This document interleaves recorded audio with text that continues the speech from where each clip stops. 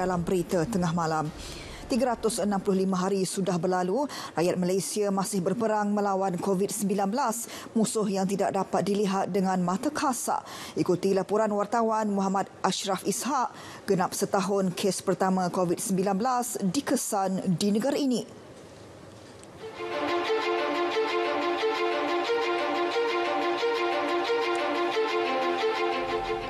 Selepas kes pertama disahkan, kumulatif kes jangkitan terus bertambah.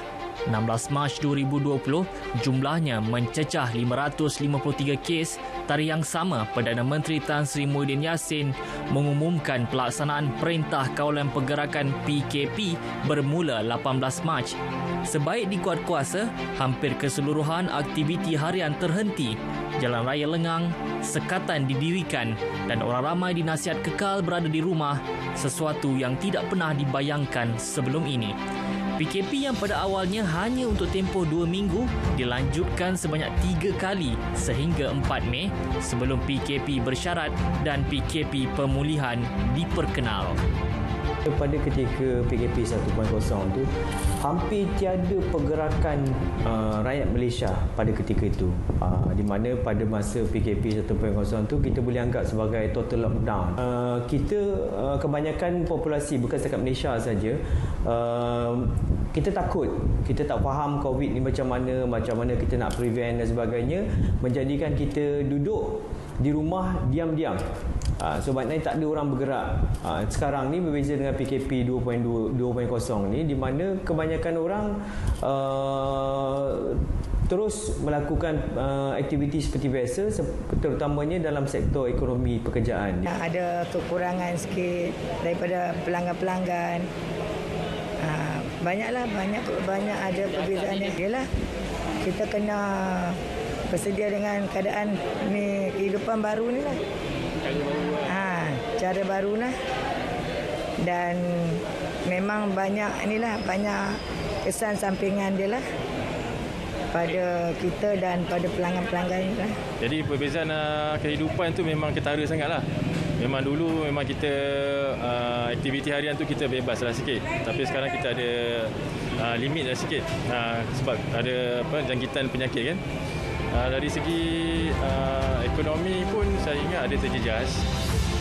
Meski berjaya membendung penularan COVID-19, pelaksanaan PKP memberi kesan serius kepada ekonomi negara.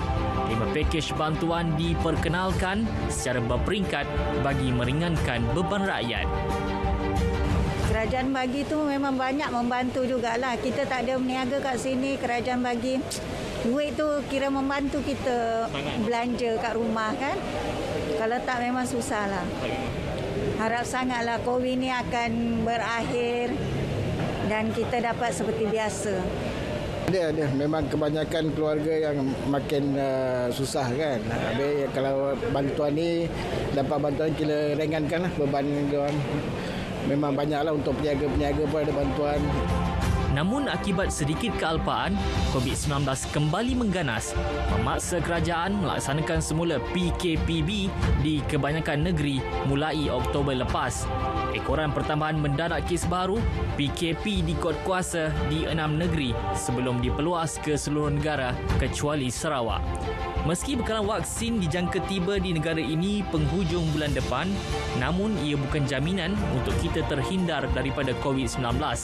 Aspek pematuhan SOP masih perlu ditekankan dan diamalkan setiap masa. Pandemik COVID-19 merupakan satu lagi lipatan sejarah yang akan membawa kita ke hadapan. Dalam tempoh setahun ia bertapak di negara ini, kita telah melalui pelbagai cabaran dan rintangan daripada pelbagai sudut, terutama kesihatan dan ekonomi. Kehadiran wabak ini bukan sahaja meragut kebebasan yang kita kecapi selama ini, malah memaksa kita untuk mengamalkan kebiasaan baru dalam kehidupan seharian seperti memakai pelitup separuh muka dan mengamalkan penjarakan fizikal. Untuk kembali bebas, kita perlu terus patuh kepada SOP yang ditetapkan dan mengikuti setiap arahan yang dikeluarkan kerajaan bagi memutuskan penularan wabak yang berbahaya ini. Muhammad Ashraf Ishak, Berita RTM.